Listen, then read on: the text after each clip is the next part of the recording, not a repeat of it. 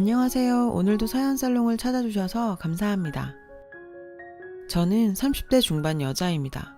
다 죽어가는 놈 물에서 건져놨더니 보따리 내놓으라는 이야기 들어보셨죠? 딱 제 결혼 생활이 그랬어요. 매번 사업에 실패하던 남편이 저희 아버지의 도움으로 회사가 자리 잡게 되자 저희 아버지 회사까지 욕심내더라고요. 제 결혼 생활이 어땠겠어요? 직장인이 된 지 언 5년 차. 매일 반복되는 직장 생활에 매너리즘에 빠질 때쯤이었죠. 대학 동기로부터 가볍게 한번 만나보라며 소개팅을 제안받았어요. 주변에서도 일만 하다가 노처녀 되는 거 아니냐며 농담 반 진담 반처럼 놀리기도 했고 저 역시 조금 걱정된 것도 사실이었죠. 기대와 걱정으로 그 자리에 나가게 되었어요. 두근두근한 마음으로 도착한 약속 장소에 그가 먼저 나와 저를 기다리고 있었어요. 듣던 대로 K대 공대 훈남이라 불릴 만한 외모를 가지고 있었죠. 대학 졸업 후 스타트업 회사를 창업해서 운영하고 있던 청년사업가였어요. 사실 그 점이 제가 그 소개팅을 나가게 된 이유이기도 했습니다. 직장 생활에 매너리즘을 느끼고 있을 때라 저 같은 직장인과는 전혀 다른 그와의 만남은 아주 신선한 즐거움이었죠. 서로 다른 분야에 있었지만 대화도 잘 통해서 볼 때마다 시간 가는 줄 모르고 몇 시간씩 수다를 떨곤 했어요. 대화를 하면서 그는 정말 목표가 확실한 사람이란 걸 알 수 있었죠. 명문대를 졸업한 그는 졸업 후에 국내 굴지의 대기업에 골라서 갈 수 있는 기회가 있었지만 어릴 때부터 사업가의 꿈을 가졌었다고 해요. 한국의 스티븐 잡스가 되겠노라며 스타트업 사업에 뛰어들었다고 했어요. 정말 사업 이야기를 할 때면 눈빛이 반짝반짝하면서 몇 시간씩 이야기하는 열정적인 그의 모습에 빠져들게 되었어요. 사실 그 모습이 저 어릴 때의 아빠의 모습을 보는 듯 하기도 했거든요. 아빠도 젊은 시절부터 사업을 하셨는데 어릴 때부터 그 모습을 보고 자라서인지 남들을 이끄는 아빠의 모습을 이상형으로 생각하기도 했었어요. 호감을 가진 만남은 그대로 이어졌고 결혼을 전제로 한 교제를 시작하게 되었어요. 하지만 매일 좋은 날만 있던 건 아니었어요. 청년 스타트업 사업은 그야말로 맨 땅에 헤딩하는 일이었어요. 생각만큼 일이 잘 풀리지는 않았거든요. 어차피 결혼할 사이라고 생각한 저는 사업으로 힘들어하는 그에게 도움이 될까 싶어 사업가 선배인 아빠에게 조언을 구하기로 했습니다. 아빠는 자신과 같은 길을 걷는 예비사위에게 피와 살이 되는 생생한 조언을 해주셨죠. 처음 만난 사이 같지 않게 서로의 사업 이야기는 멈출 줄 몰랐고 아빠는 그가 꽤나 마음에 드는 눈치였어요. 그가 떠난 후에도 요즘 드문 청년이라며 자신의 패기 넘치던 젊은 시절을 보는 듯하다며 마음에 들어 하셨어요. 엄마는 아빠와 사업의 흥망성쇠를 겪으면서 사업하는 남자의 부인으로 사는 게 얼마나 힘든지 아시는지라 저를 걱정하셨지만요. 아빠와의 만남 이후 저희의 결혼은 급물살을 타게 되었어요. 아빠는 제 나이 30이 되기 전에 식을 올렸으면 하셨죠. 그래서 그해 겨울 결혼식을 올리게 되었어요. 결혼 후에도 아빠와 남편의 사업 토론은 계속되었고 가끔 보면 저랑 결혼한 건지 아빠랑 결혼한 건지 모를 정도였는데요. 그런 열정적인 사위의 모습에 아빠는 단순한 조언뿐 아니라 현실적인 도움도 주셨습니다. 투자처를 찾는데 힘들어하던 남편에게 직접 투자를 해주시기도 하고 사업하면서 알게 된 투자자들이나 사업 파트너들도 많이 소개해주면서 맨 땅에 헤딩하던 남편의 사업에 든든한 뒷배가 되어주셨어요. 아빠의 도움으로 남편의 사업은 날로 번창하게 되었어요. 그런데 이상하게도 사업이 발전할수록 저는 더 외로워져만 갔습니다. 신혼임에도 불구하고 한 달에 반은 출장에 외박에 집에 들어오지 않는 날이 많아졌고 집에 들어온다고 하더라도 매일 지쳐 잠들기 일쑤였죠. 그때까지만 해도 회사가 어느 정도 자리 잡으면 조금은 여유가 생기겠지 생각했었어요. 남편의 사업 번창과 함께 하늘 높은 줄 모르고 올라가는 시어머니의 어깨도 저를 힘들게 만들었어요. 결혼할 때 저희 아들을 잘 부탁한다며 사위라고 생각하지 말고 머슴처럼 부리라던 시어머니께서는 남편의 사업이 잘 되자 저희 집에 불만이 많아지시더라고요. 얘야, 너희 사돈어른은 왜 그렇게 준석이를 집으로 불러대니? 준석이가 너희 집 종도 아니고. 어머님, 그게 아니라 아빠가 준석 씨랑 사업 얘기하는 거 좋아하시기도 하고 준석 씨도 저희 아빠한테 많이 배우고 있기도 하고요. 어머, 그건 네 생각이고 준석이 생각은 전혀 아닌 것 같던데? 그리고 우리 준석이가 잘한 거지. 사돈한테 배울 게 딱히 뭐 있니? 우리 준석이는 K대 출신이야. 너희 아버지 지방대 나오시지 않았니? 화장실 들어갈 때 나올 때 다르다고 하지만 완전히 달라진 시어머니 태도에 당황스럽기만 했어요. 자신의 아들이 저희 집에 갑질당한다고 생각하신 시어머니는 저를 수시로 집으로 불러들이셨어요. 불러놓고 딱히 뭘 시키시지도 않았고요. 그저 자기 아들 저희 친정으로 불러들이지 말라는 시위라고 느껴질 정도였어요. 그렇게 노골적으로 행동하셨죠. 제가 집에서 놀고 있는 것도 아니고 회사 생활만으로도 힘든데 일부러 이렇게 불러대는 건 정말 아니라고 생각해서 남편에게 이야기를 했습니다. 준석 씨, 요즘 어머님이 자꾸 집으로 부르시는데 그 이유가 어머님께서 우리 집에서 준석 씨한테 갑질한다고 생각하시는 것 같아. 준석 씨가 어머님한테 잘 한번 말씀드려보면 어떨까? 아, 알았어. 나 피곤해. 자고 내일 얘기하자. 남편은 피곤하다며 제 말을 듣는 둥 마는 둥 했고 그 후로도 어머님의 호출은 계속되었어요. 한 달 만에 꿀같은 연차날 친정엄마와 목욕탕에 갔는데 시어머니께 전화가 왔어요. 얘 어디니? 너 오늘 연차라면서? 오늘 집에 김치 담그는데 좀 와서 도와주렴. 저 친정엄마랑 목욕. 엄마는 제 손을 잡더니 어서 가서 도와주라고 하셨어요.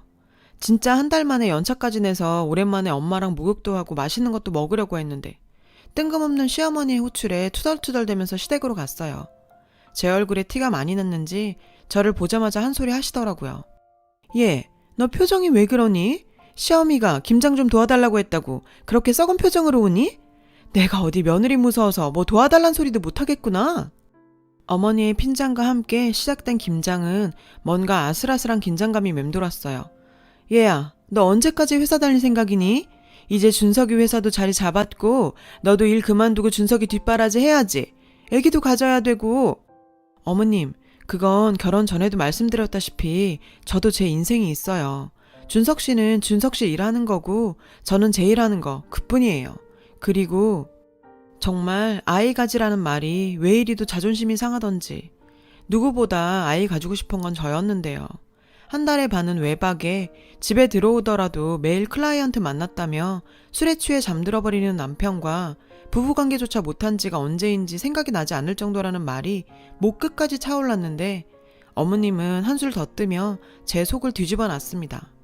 여자는 자고로 남편이 잘 될 수 있게 뒷바라지하는 게 본분이다. 너도 빨리 회사 그만두고 집에 있어야 우리 준석이가 마음 놓고 사업할 수 있는 거 아니겠니?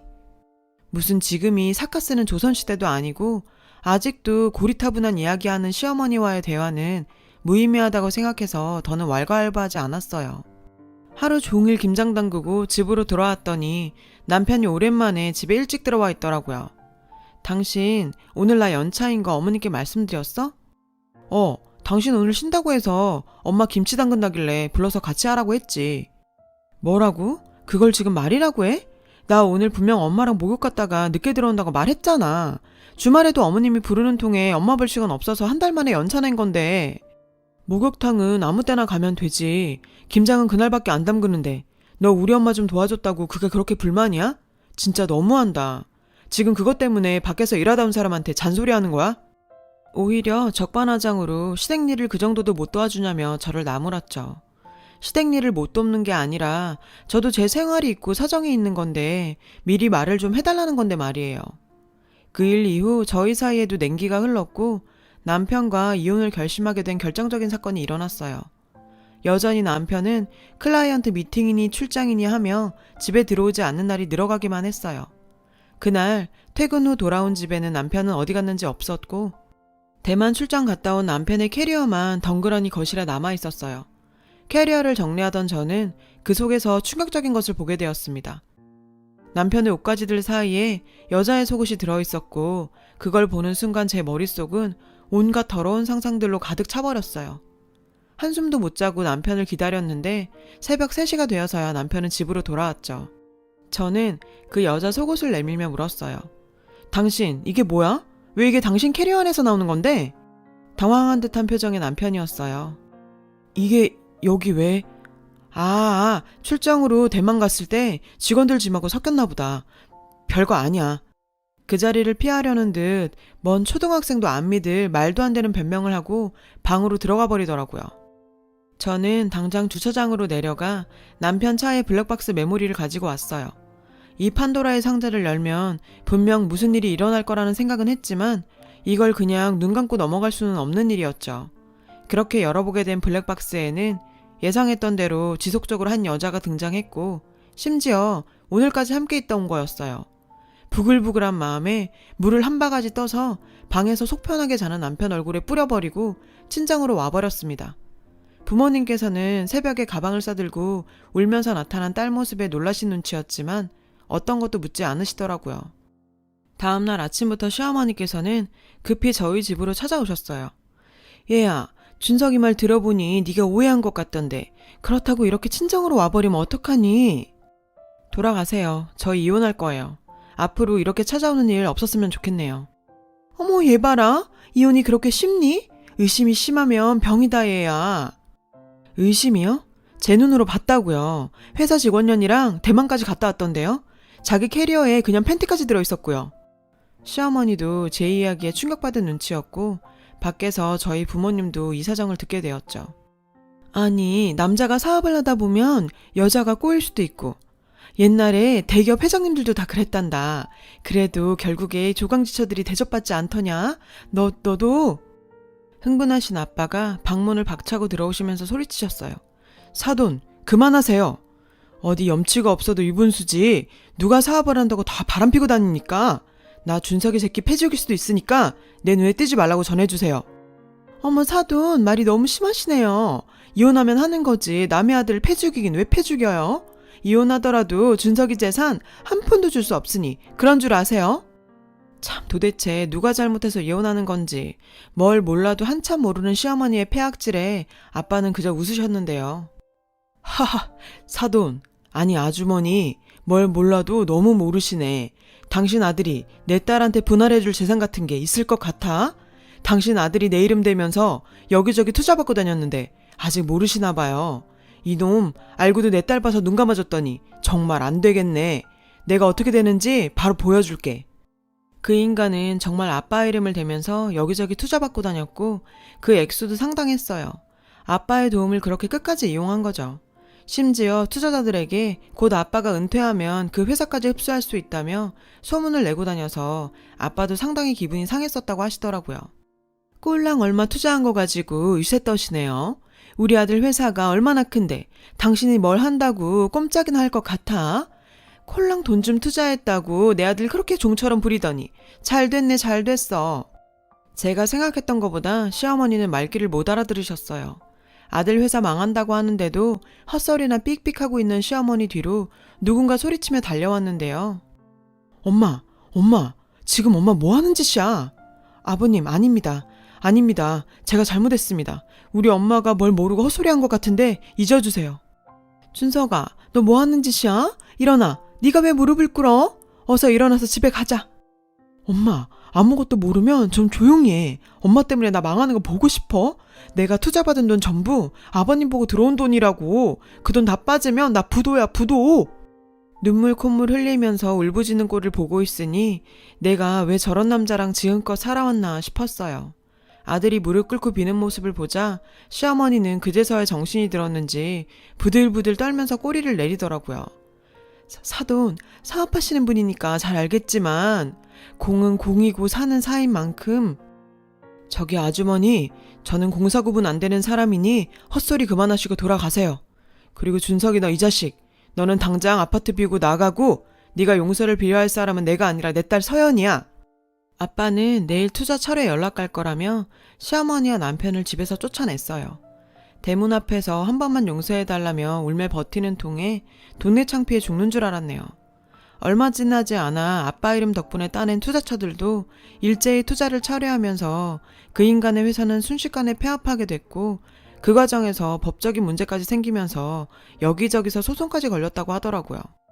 회사 하나가 쓰러지는 과정도 쉽지 않죠. 인간성일 좋기라나 쥐어짜봐야 빚밖에 안 나오는 그 인간과는 더 이상 부부로 엮여있을 이유가 없었어요. 결국 저희 결혼 생활은 파국으로 치닫게 되었습니다. 이혼했어요. 참, 일이 이렇게 되고 나니 은혜에 보답을 못할 망정 파렴치하게 그지 없었던 저런 인간과 아예 안 가진 게 정말 다행이라는 생각이 들더라고요. 인간의 탐욕은 일체를 얻으려고 욕심내서 도리어 모든 것을 잃어버린다는데 그들이 얻는 것에 욕심만 내지 말고 고마워하는 마음도 가지고 살았으면 어땠을까요? 저도 이번 기회에 10년간 다니던 회사 사직하고 아빠 밑에서 일을 배우기 시작했습니다. 사업이란 것도 쉬운 일이 아니네요. 아직 수박 겉핥기 수준이지만 그래도 작은 일 하나하나 내 일을 한다고 생각하니 직장 다닐 때보다 훨씬 책임감이 생겨서 요즘은 이 일의 매력에 점점 빠져들고 있는 것 같아요. 제 삶도 더 책임감을 가지고 개척해 나가야겠어요. 제 이야기를 들어주셔서 감사합니다. 여러분, 사연 댓글에 응원과 현명한 조언 부탁드려요. 좋아요, 구독은 저에게 큰 힘이 됩니다. 오늘도 좋은 일 가득하세요.